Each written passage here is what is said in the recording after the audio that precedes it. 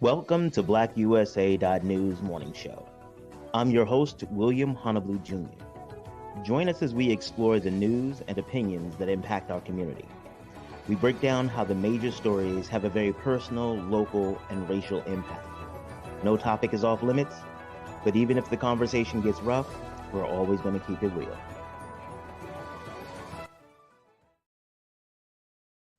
Greetings and salutations, all my people out there in internet land. I am William Honolulu Jr., and I have the privilege and honor of serving as the host of the Black USA News Morning Show. Today is March the 24th, 2022. Happy 24th day of Women's History Month, and happy National Cheesesteak Day. I don't really know what more to do with that. I mean, I like cheesesteaks, but my doctor tends not to like me liking cheesesteaks. But, you know, I appreciate all the small businesses that are holding down with the cheesesteaks. And we're going to talk about cheesesteaks. We need to talk about one of my other favorite cities, Philadelphia. Besides where I live, Baltimore, Philadelphia is one of my favorite cities in the world. So big ups to Philly. I know they're out celebrating National Cheesesteak Day. I also, as always, want to give a big shout out to the super producer, Kyle Crazy Horse Morgan, who really has been holding us down and making sure that we have the resources that we need to bring you the type of show that you deserve. Also want to say a big shout out to our assistant producer, Brandy Raymar, always in the background holding us down, making sure that phone calls are made, paperwork is filed, boom, boom, boom, boom, boom. Doing this takes a lot, and it's really great to have a team of people working with you to make it all happen.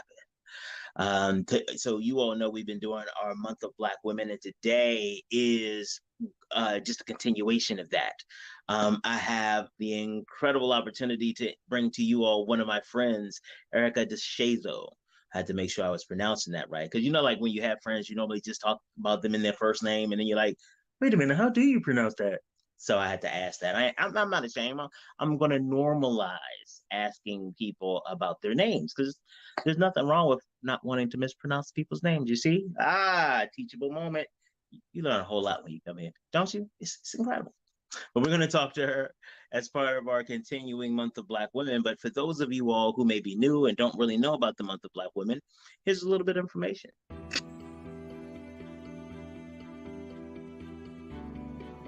Dear Shanae and Simone, as you move through life as Black women, you will have a very unique experience. In many cases, you will be asked or expected to serve in roles that weren't clearly explained, nor did you really agree to. Over the course of my life, I have met some amazing women who have navigated some of the spaces that you will encounter. I want my village to share with you their stories of trials and successes to help provide a foundation to understand your power to choose the woman that you will become and the strength that you can find in your sisters. This series of shows is my gift to you. The women you will hear from are phenomenal. They come from different backgrounds and have chosen different paths for their lives. Each represents a facet of the Black woman experience. Some of the stories may not align with your journey directly, but those stories are even more important. By listening closely, you can learn about uncommon experiences and find ways to support your sisters along your shared journey. I love you all so much, and I hope to see you soon.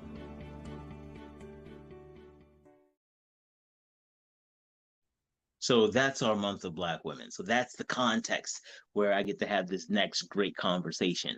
I had a chance to first meet Erica as a client working on a very innovative business model, really taking the market by storm and getting people all engaged and excited. And I've had the opportunity to watch her grow and develop, and even how she's made some really tough choices when it came time during COVID and all the things that were going on, and have watched her get married and all of this stuff. So I'm thinking that this is a really great person to talk to about the Black woman experience. See how even that little introduction, there's a lot of like the little Black woman experience all the way going around. So let's bring Erica up. Hey! Hey, well, thank you for interviewing me today, giving me the opportunity. I appreciate it.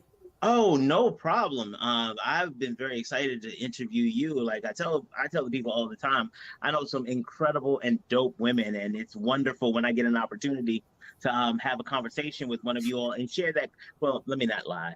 We have conversations often. I'm talking about a conversation to share with the rest of the people because I mean that's one of the great parts about knowing so many dope people. It's like my conversations are just like this on a regular basis, and I want to share them with the world. So I have a set of show notes because I get excited. And so course gives me a set of notes and said, okay, one of my first notes to start an interview is remember that even though you already know them, the audience doesn't. So give them an opportunity to introduce themselves. And once I get really good at it, I'm not going to have to say it each time, but this is the way I'm kind of socializing myself to be a better host. Okay. So, Erica, there's a lot of me talking on the show too, because you're part of my therapy now. So I'm sorry. Give you my insurance card after you can bill somebody. Okay. So, Erica, tell the audience a little bit about you. Oh, a little bit about yourself. Sorry, I got to get my verbs right. Adjectives. I mean, it's a Wednesday. We just gonna start there. It's a Wednesday. So of course, my name is Erica. I was born and raised in Maryland. Moved to California. Came back to Maryland. I have worked in the customer service field pretty much since I was 15 and a half. Like my first job has always been in customer service and serving. And then fast forward to when I came back to, Maryland, I was working at Capital One. There was a need, that the transition that Capital One was going through. And I end up coming up with an idea of filling that need. And that's where Lexi's Little Bug was born. And I started through that process in 2016, looking up the legal formations of the business, the transportation sector itself. And then in 2018, I transitioned from working full time and going straight into business and being an entrepreneur. Okay. So, tell them a little bit about Lexi's Little Bug. So Lexi's Little Bug is a children's transportation service on demand to where parents are able to book rides for an entire school year or one-time scheduled rides based on availability. So they're able to go to the website. They can submit a sign-up form. They can also quote themselves for their rate of what what their particular need is, and then submit the form, and we'll go through. The busiest season is the school year season, so we go through the summer and contact everyone, letting them know, that their rides are confirmed, and then every day throughout that contract, we show up and pick their kids up and drop them off and give them a great peace of mind while they continue, to have work-life balance and for them to go to work and make sure that their kids are in safe hands. That makes sense. So I'm going to, so that's the introduction. So I've completed that part of the show notes. Okay. All right. So I'm going to start you off like I start everybody else off in this conversation about what it's like to be a Black woman. Okay. So Jeff Bezos shoots a rocket into space, and driving past our solar system are some aliens, and they're like, hey, what's happening over there? So they fly over to the Earth, and they're like, wow, there's 7 billion sentient beings on this planet. Whoa. And it's like there's all different shapes, colors, genders, and all this stuff. And they pick you and they say, Erica, tell us what it's like to be a Black woman. We don't have a frame of reference, but we want to know from your perspective, what is it like to be a Black woman? What would you tell? That's a good question. I think to be a Black woman in this day and time, to the outside, I guess to society, it's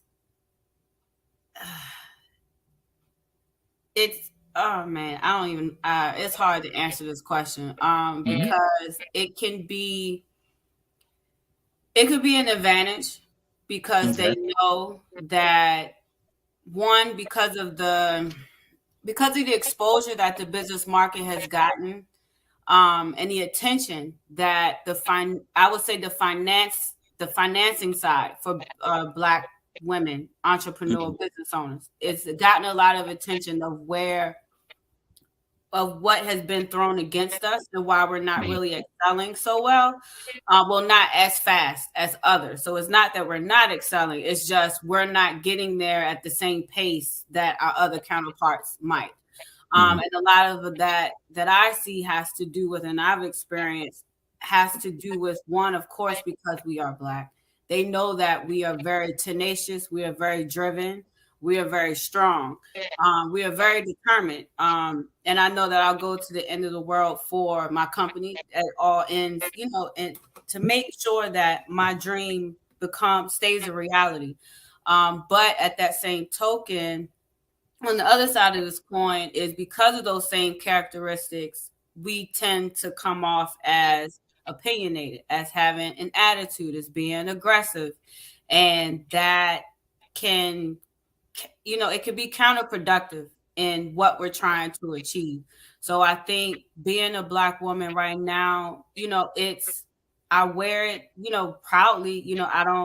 I'm proud to be a Black woman. I'm proud of all of the stigmas or, the good things that come from it. But it's a job, it's an everyday job, and being a Black woman and being able to balance all of that essence that we bring to the world right now. So as we're looking at kind of this overall balancing act between showing up as, I think one of our previous guests said, showing up as the savior and also the curse. It's like everybody wants Black women to be all the different things at the same time. But it seems to me, at least, and what I've heard, is that no matter what you choose, somebody always has something bad to say about what you've done. And you mentioned a little bit about that before, about how the judgment of Black women and the barriers and boundaries that keep you all from progressing as fast. What do some of those challenges or some of those barriers look like? Even if it's not in business, but just like even in your travels as a Black woman. So even as a prime example, I'm going through a home buying process right now, and I have very close ties to this industry, on the real estate side of it too. And I've seen an experience where I can put down on paper what I have and give you everything and show you all of my assets, my income, what I bring to the table, the whole nine. Everything's legit. You get it within a certain amount of time. There's no wait. So there should be no question about what I'm presenting to you. But then there's further questions and further investigation and further confirmation of what I'm providing to you. When other, contracts and opportunities could come in. And even that right there, even that, my reaction and how careful and politically correct I've become is because of making sure that I'm presenting myself and never, burning bridges because of showing up 100% in who I am and what I believe. But even that is an example. But I just use even just real estate. And if I flip it and put it onto the business side of it, I've gone up for pitch competitions and trying to get funding for my company, and every single thing that they ask for. And in the middle of pitches, I've gotten the result and the feedback when I've asked. And this one situation really changed my mentality and how I was going to go further with getting the financial means for my company. At the end of one pitch competition, and I'm never going to take away from anybody who won, right? What's for you is for you. Hands down, everybody did a good time, did a good presentation. But for me, I knew that I shown up as 100% of my best. And I knew that I should have gotten more than that. And I'm the type of person, and not just entrepreneur, but I'm the type of person, if I didn't get it, then I'm going to come to you and I'm going to ask you why I didn't get it. So that way I can come back home and come back to my space to figure out how I can implement the feedback that I just got. So that way the next time I will show up at 100, 110% filling the gap. So the answer when I asked this question, the answer that I got was, Erica, there was nothing that you could have done to change the outcome of you not winning. The person literally said that I gave 100%. 100%. So if I gave 100%, and out of the number of people who were here, why did I not get this opportunity? Right. What was the response? And there was no response. It was left at maybe next time. It was just a risk. And I'm like, okay, if I, it just didn't make any sense. And even when, I spoke afterwards to other counterparts of this, and explained the situation just to make sure that I wasn't assuming what I was assuming. The same response basically said that you are 99% correct in how you're feeling about this. And this wasn't just the first time. It's happened multiple times. So, and even leaving from that opportunity, I said that I'm not no longer, but, I'm going to not put myself out there as much when it comes to the financials, not putting my business in the hands of other individuals at that level in order for me to be able to succeed. I now have to take the complete reins on this and use that as a backup instead of using that as a primary way to get business, funding into the company to grow. So I've learned that in many of those cases that there are certain preconceived notions that they have about Black women, especially in Black women in certain types of businesses, and they kind of lead with those. And a lot of times, one of the things that I hear is it's also trying to be nice. Phrases like, I don't want to set you up for failure. And it's like, fuck you. So I got this new phrase, so I can't curse a lot here. So it's kind of like when people give you a backhanded compliment, you don't say thank you, but you don't say fuck you. So you say fuck you. So it's like, okay. And that happens a lot to Black women. It's like, oh, wow, you did real well. I didn't expect you to do that well. So why not? But you give a real life example of how these types of things influence all of your business decisions. It's not like you can keep it separate, like, oh, well, and people say, because I hear a lot of times, don't let it bother you. Their words don't matter. But their words do matter. Can you talk a little bit about what that felt like and how it impacted your decision making? So their words do matter and their thoughts matter, because what drives them to say what they say is what they is what they believe.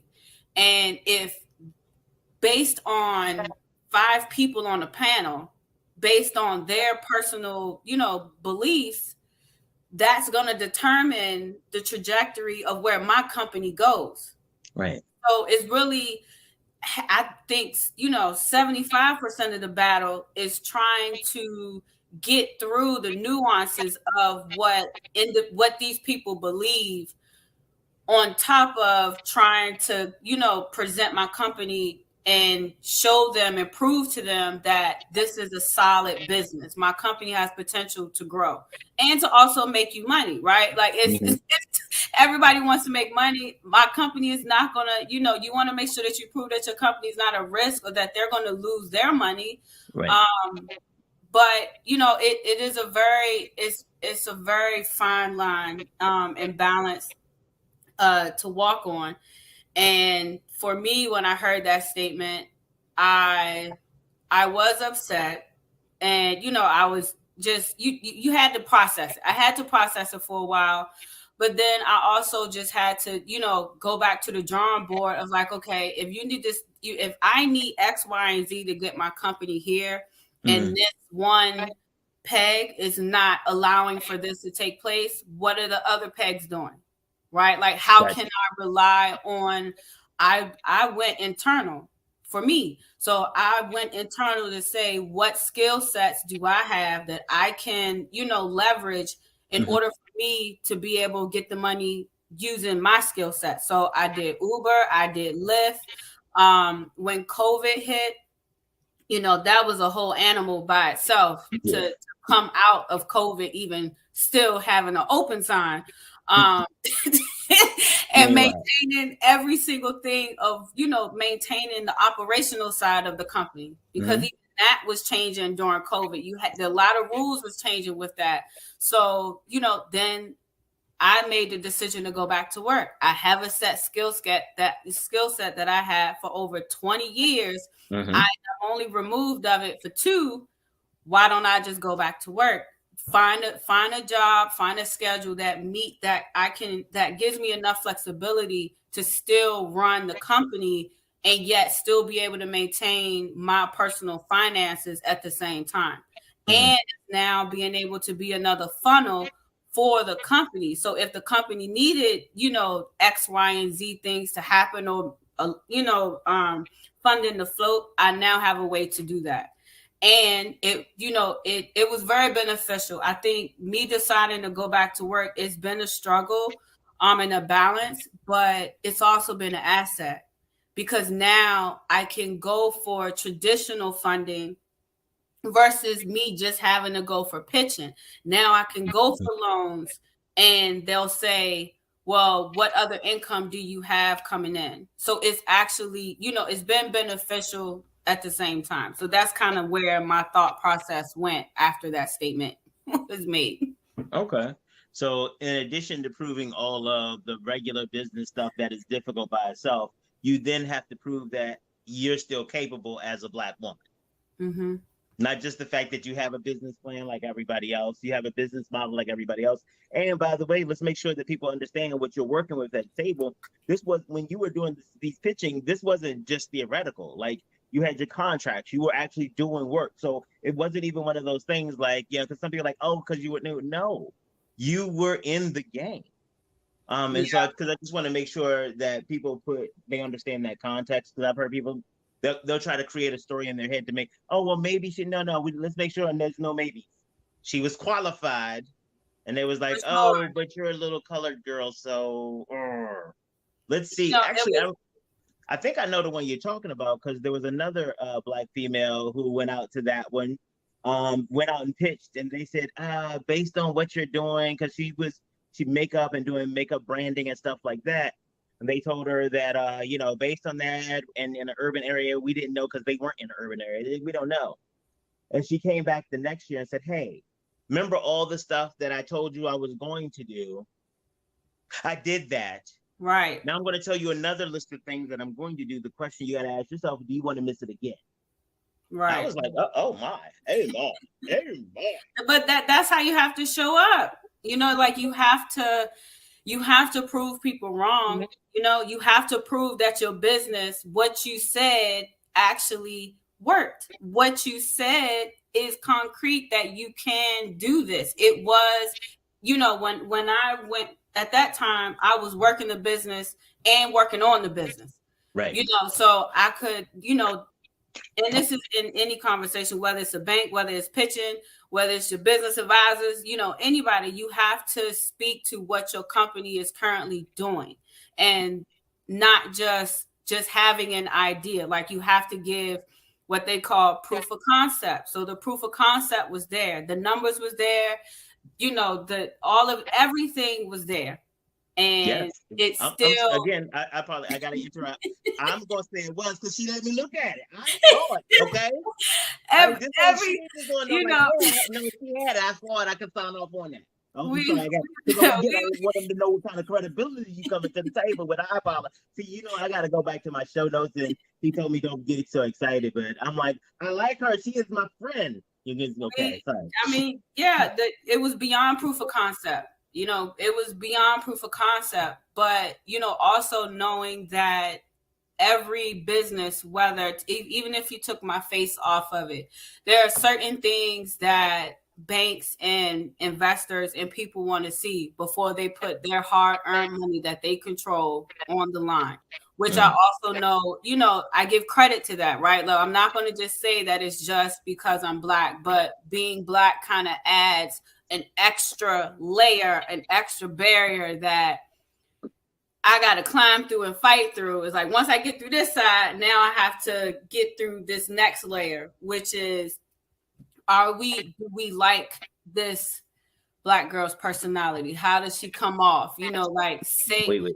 Do they say say you have to is like? It a fit?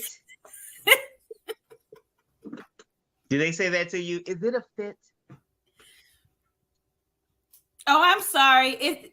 But it's just everything is a but. I don't want you to be offended, but I don't want you to take this the wrong way. But can I ask this question?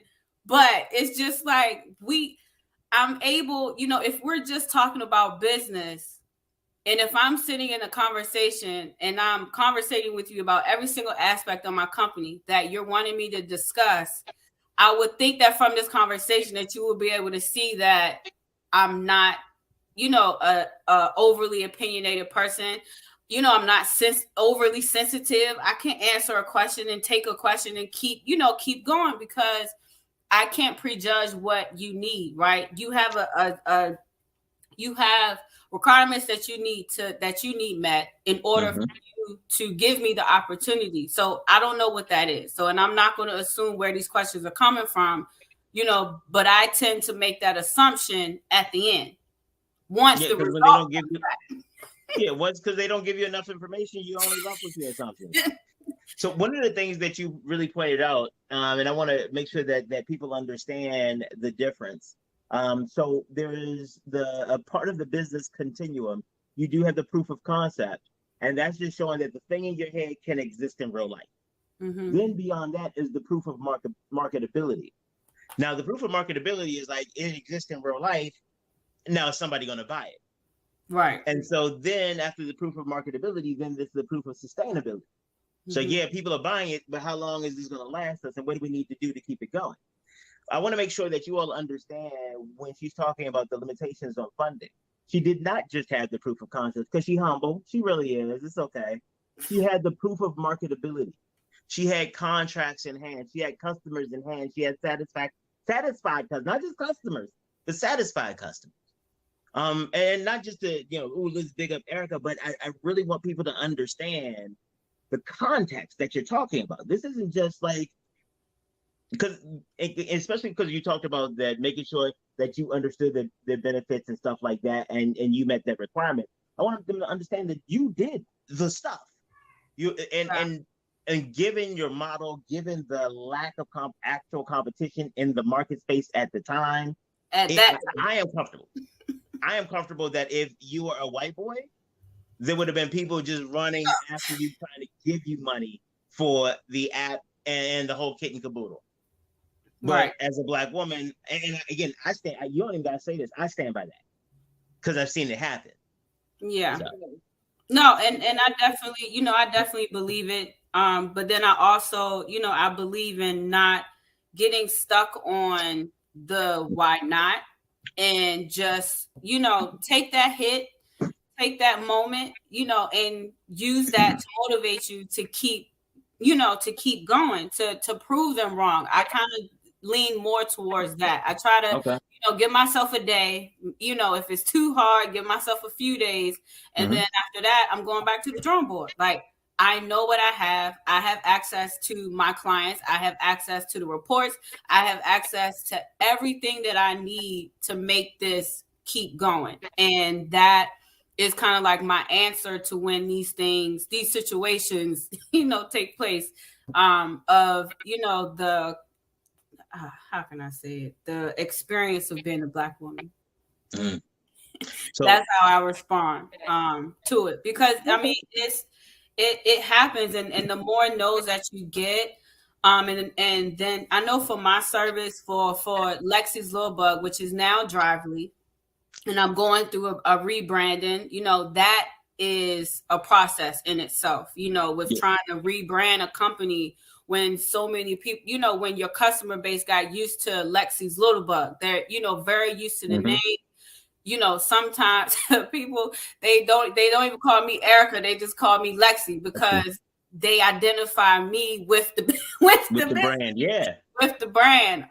So even within that transition, it's even still, trying to make sure that I stay on top of the branding and the marketing, because a lot of times, and even with my marketing coach, she keeps reminding me that even though I've put a lot of time and effort into research, a lot of in seeing how my, the industry, my service partners are growing, right? I see it, I understand it, but where Lexi's Little Bug and Drively is, that level of marketing might not be right now, so it's like balancing all of this knowledge that I have and having all of the pieces and the puzzles, but still making sure that I'm speaking directly to my customers and not doing something that will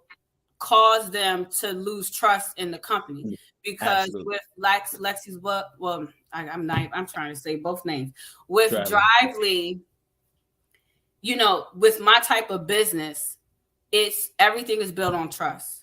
My clients expect, because of my engagement and their level of communication with me, that's why they refer my business. That's why I continuously have business coming in, and the business is able to sustain. So it's just been, that balancing act and trying to make sure that I don't lose that communication line and trust with my clients as the business is also trying to expand and grow.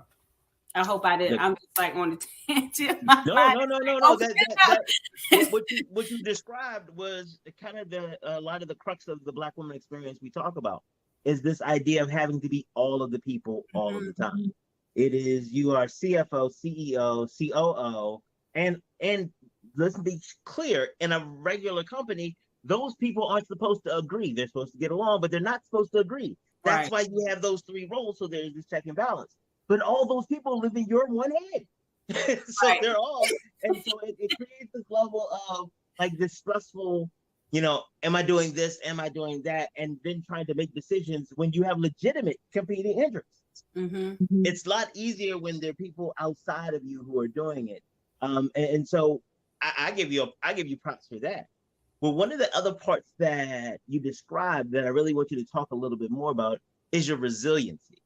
Like you talk about how these things happen. At this point, it sounds like you just kind of expect them to happen. You don't want them to happen, but you just kind of expect them to happen. When they do, you go, okay, gotcha. And you kind of keep it moving. I mean, and I've seen, real talk, I've seen you take some pretty decent hits in the last couple of years. And you still just kind of get up. How do you keep doing that part? Because I know that some of the, especially during some of the stuff you experienced during the COVID time, that, I don't think anybody would have been comfortable, would have blamed you if you'd been like, hey, you know what? Given COVID, I'm going to shut this down. Everybody been like, girl, I understand. But you didn't. You kept it pushing. How do you keep that going? So I kept it going because I knew that this business was needed.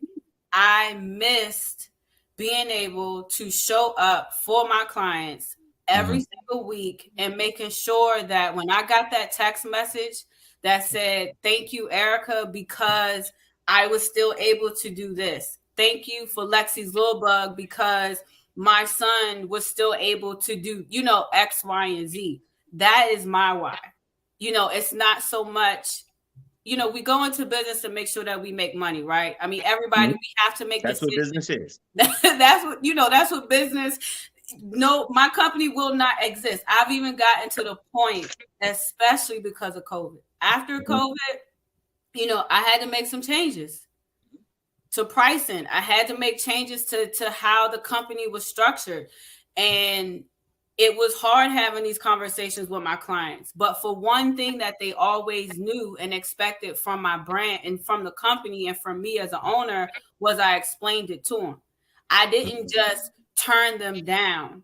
You know, like I didn't just make them feel like, oh, because of where I needed the company to be or the rate that I'm now charging, that I don't still value you as a customer. I still value you, but I need, you know, I need us to understand together that what you see on my website and when you go to quote this, that rate is allowing me to still be able to, for the company to still be in business, to show up for your child. Because if I don't set this expectation, then 6 months from now or at the end of COVID, it could have came back and said that Lexi's Little Bug was not going to be able to be in business. Or watch this, or you can keep doing it safely, because there are some places, some ways that you could, you know, shave costs, but those also increase the risks.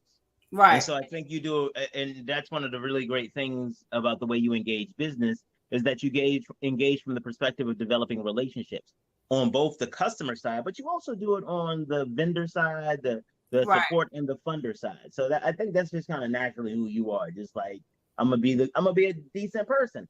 And the sad part is that that's actually a celebration of business nowadays. Like, what? You a decent person?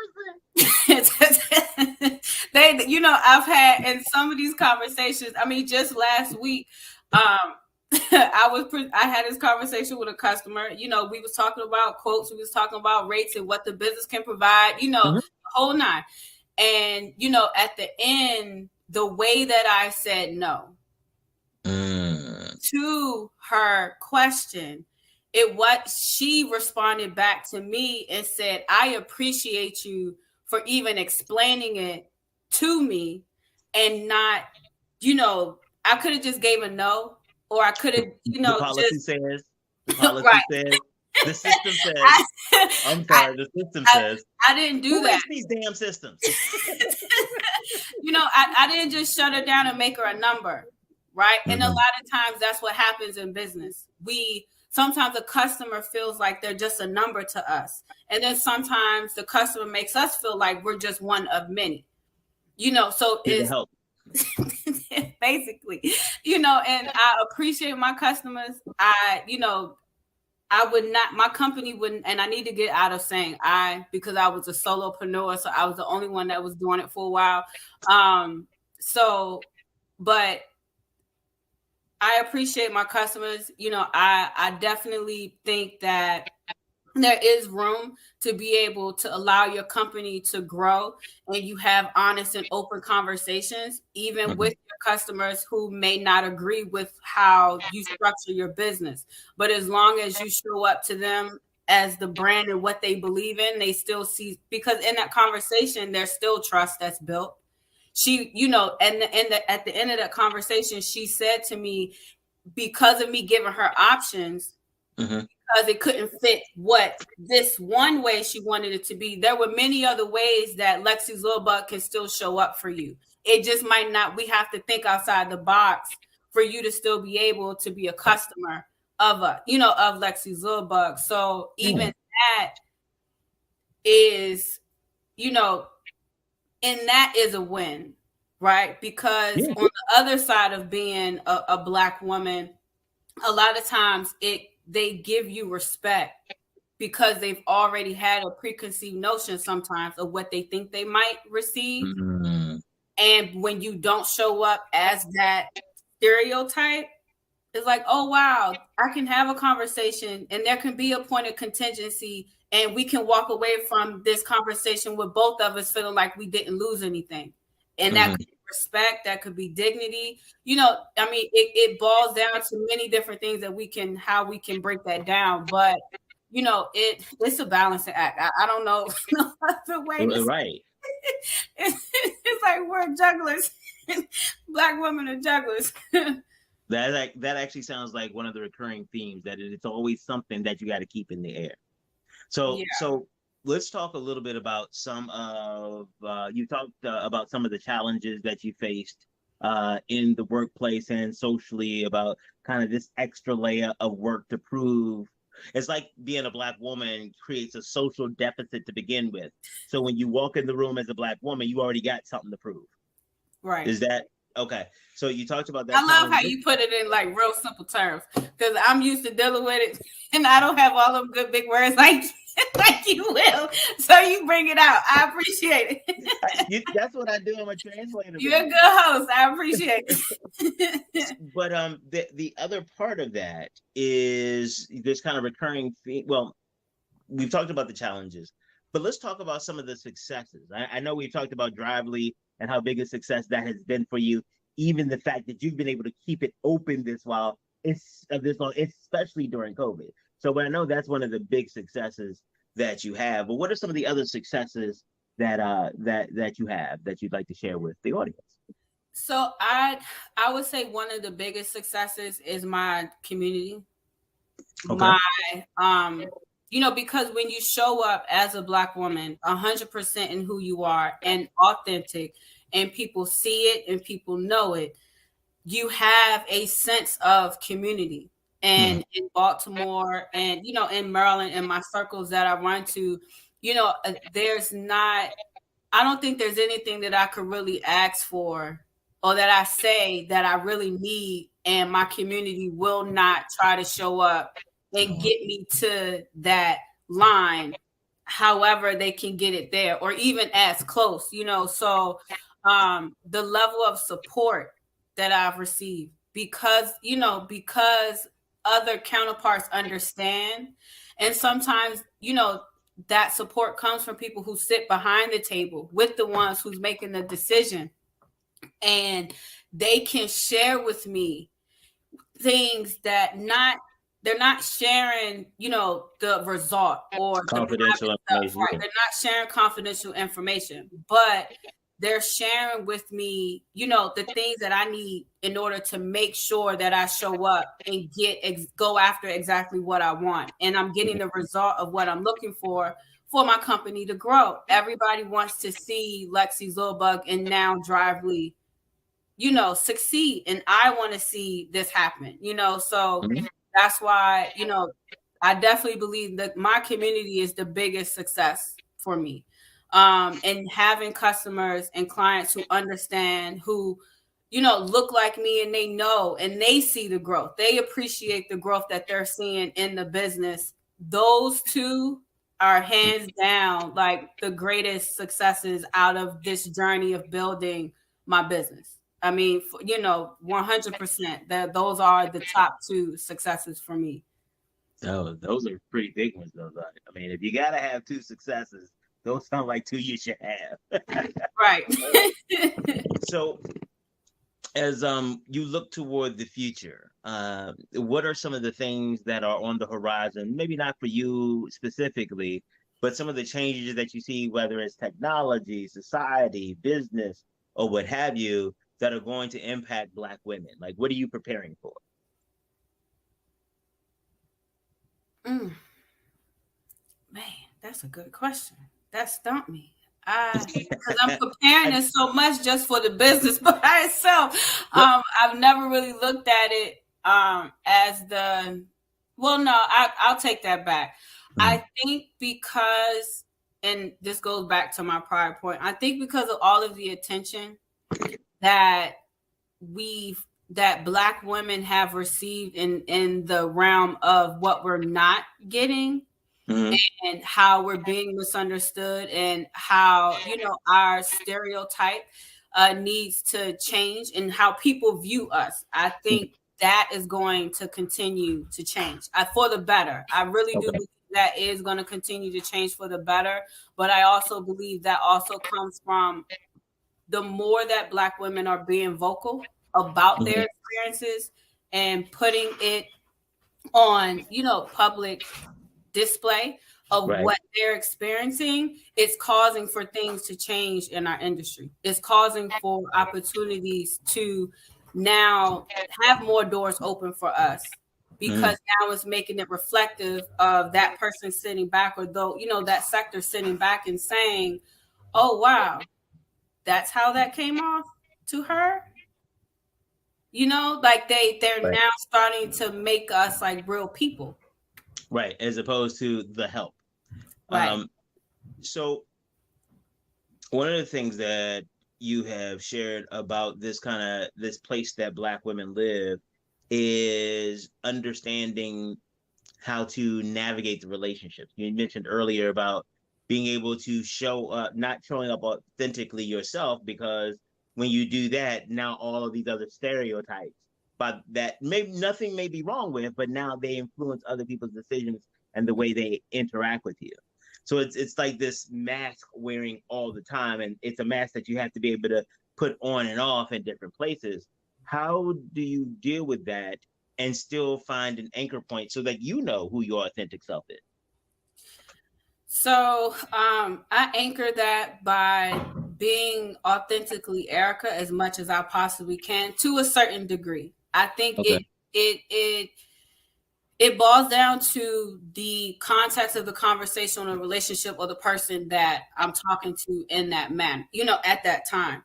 And as long as I don't allow myself to go to a point where I'm compromising my beliefs, I'm compromising what I believe in my culture and what I know, of what I'm showing up to be, then that's my fine line of how I kind of balance being Black and not having to wear 100 masks and say, which juggling, shuffling which mask I'm going to wear today, and it goes beyond just business. I mean, I can go to a restaurant, I can go, anywhere. I went to the dentist office, and the dentist asked me a question and regarding the billing, and it's open enrollment, so new things just changed over, and I asked her a specific question about a bill, and she says to me, "Oh, it should be fine. Oh, it should be in there." And then when the appointment was over with, and I came back out, and she says to me, "Oh, we don't see this on file," and it was regarding my name change. Now, after my appointment, you're asking me and wanting to verify my name change. And I said to her, when I called here 3 months ago and told you guys that I got married and to change my name. She says, "Oh, well, do you have verification of your name?" What? Huh? Like, it's on my driver's license. Well, do you have verification of what it was before? Ma'am, don't you have it in the system? I know you have my records up. So then she got offended because I asked her and said to her, "Do you not have it on record that I called here 3 months ago and made the change?" And she got offended and on the attack as though I was being aggressive. I was not. Yeah, it was a question, and no matter either way, that's not appropriate. It's like it wasn't. Do you not have that in the record? And what I think happens a lot of times is that people respond to how they feel, not what you said. And you sound like the other person who attacked me, so I'm gonna get you before you jump on me. Right. And I told her, and I told her, I'm not trying to be mean to you, and I don't have an attitude in what I'm saying, but you asked me a question, I'm giving you an answer, and I'm letting you know that I tried to set this expectation and make sure that this didn't happen before I got here. You're the professional. These are your desks. These are your records. You should have been able to respond to me in a non-defensive way. So now I'm on the defense because now two things are happening. I can see that you're uncomfortable because, oh my God, this, Black girl is now getting an attitude with me as though, I'm getting ready to react in a way that you might seem, she might not feel safe. She might not feel safe. That you might think may seem ghetto, right? None of that. But there should be a level of expectation that if you make a mistake, own it. Yeah, but they did not do. I'm sorry. If we're just going to talk about it, it's like there are a lot of people who, and this goes, I think, sometimes beyond racial issues, where it is that, well, yeah, it really does go beyond racial issues. It's that we get trained in systems of oppression. And the more the system is designed around oppression, the more you respond with oppressive behaviors to other people. So if you're beat all the time, when you get angry and need to discipline somebody, you use the tools that you know. And so, in America's social hierarchy, oppression goes down. And so Black women are, among our society, some of the most oppressed. And so what ends up happening is that every opportunity provided comes from the fact it's like, we'll oppress you. And then when you respond to it, then we're going to say, ew, you're responding real aggressively. It's like, but you, so, okay, as an older brother, let me tell you how this works out in real life. Okay, I'm going to own this. I'm going to own this. The whole, I'm older, so I know that if I poke you quietly and you yell at me, you're going to get in trouble. Boy. I barely touched him. I don't know why he's yelling or whatever. Oh, he's just being too much. I barely leaned on him. I'm sitting here. The manipulation. It's the silent, emotional, under the surface manipulation that I think is truly the most harmful. One of probably the most harmful experiences as a Black woman. I mean, that's a whole nother segment. I mean, that's just something else to even talk about.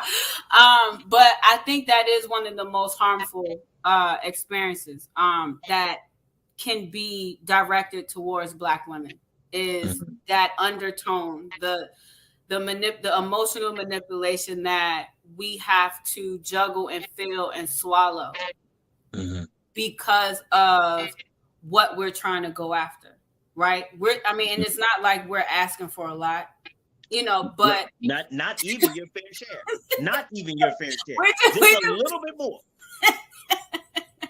Like, can we just get to here? Like, can we just at least get to even? Can we at least get to even? But with that experience, I think that's what drives Black women to be very tenacious, to be very driven, to be very ambitious, because we're so accustomed to having to constantly prove ourselves, to have to constantly show up and be authentic, but not be too much authentic. Like how much of me is okay today? Right. That's kind of that question. And I'm hoping that we can keep pushing to a space where that's no longer the metric. But I get that is where we are now. And for those who compliment you for the amount of oppression that you've had, say fuck you. That's what you tell them now. Well, I can't say that. Really well. I won't say that. Fuck you. Yeah. That's it. When they give you those backhanded Black women, you did so well. I didn't expect that for you. Oh, fuck you. What did you say? If everybody gonna be repeating stuff, I will repeat. Let's try it again. No, I wish that we could. I wish it was that easy. But there's a lot of Black women that show up that way, and big props to them, because I think there has to be a little bit of everybody that makes this machine turn. I think there has to be some of us who know how to balance the mask, that we have to wear. But then I also, believe that there has to be radical ones, who I show up for and support and make sure that they feel the absolute amount of love and support just from us as Black women as a whole. Because sometimes some of us who have gotten good at navigating our lanes, we sometimes don't reach out to give the others that pat on the back and that level of support to let them know, like, I see you. You may not be doing it the same way that I'm doing it, but I respect it, because without the radical one or without the semi-radical one, who can juggle the mask, or even the ones who, kind of like play their game in subversive. In the total. Those are my favorite. I love the subversive one, the spies. I love them. The ones that yes, some boss, no, some boss. Right there. I love that. Those are my favorite. And even them, like, we have to, and I think that also is starting to grow a lot more. I think another success in just being, a Black woman in this day and age is the fact that another part of this is a layer of support that we're getting from our African Black men, to respect, and they are now acknowledging the level of love and support that we bring to the table, and making sure that we have somewhere to come home to and have comfort to know that when we show up in certain areas, you're not alone. And I've started to see that a lot more here lately than what I've experienced in the last 4 years. Is also changing the perception and the thought process of how our own people, our own counterparts are treating us in the process, because they didn't know. Right now, everything, I think because of social media, it's putting everything on the front street. Like everything is on the plate now. So it kind of is giving everybody a mirror. Okay. I think social media is definitely giving one a now. How they react to that mirror, it might not be 100%. But at least it's a mirror. It's spotlighting, it's making people, start to realize kind of what needs to change and making those small strides. So yeah. Cool. So the aliens are very happy, as I'm their translator, official homie to the aliens, you know what I mean? So they are grateful for your exposition on the Black woman experience. And they realize with all their great technology and mental ability, they can help support Black women. And so they have one final question for you before they journey away. Okay. If you could have any type of support for Black women, if you had a blank check to get whatever Black women need, any unlimited to get Black women whatever, what would it be? A clean slate with no assumption at all. No assumption. Okay. No, to allow us to show up 100% authentically in every moment without any preconceived notion, period. Okay. And I think that touches on business, that can touch on so many different aspects of what every Black woman does and experiences in the world today. Because not every Black woman is a business owner. I have that layer, but not all of us have that layer. I think, but even in our careers, even in our homes, even in our relationships, if we all extended each other grace, and if specifically Black women was extended grace for sometimes falling short or being different than what they thought we were supposed to be, or what they think how we're supposed to show up, I think that will give us another leg up on success and what we're trying to achieve, and being, allowing us to be able to get everything that our hearts desire, it's, and I don't think a lot of people don't ask. I mean, most Black women, we're not asking for, $50 million, $100 million. Like, some of us are asking to be the next Mark Zuckerberg, but there's, even with that, I mean, there's so many different layers of opportunities that could be extended to us to show up and be happy and thrive and have our families thrive and have a peace of mind and joy, is if we took off that layer of just assumptions and giving us grace. I think just hands down, we need grace. I love that. I love that. And I'm gonna try to do my best. And I invite you to call me on if you see me slipping, because this ain't gonna be perfect. I'm gonna let y'all know I got a lot of stuff with me, mental health and a lot of stuff. I'm working through. I'm gonna make some mistakes, but I'm gonna try. I am exceptionally grateful for you joining me today. Thank you so much.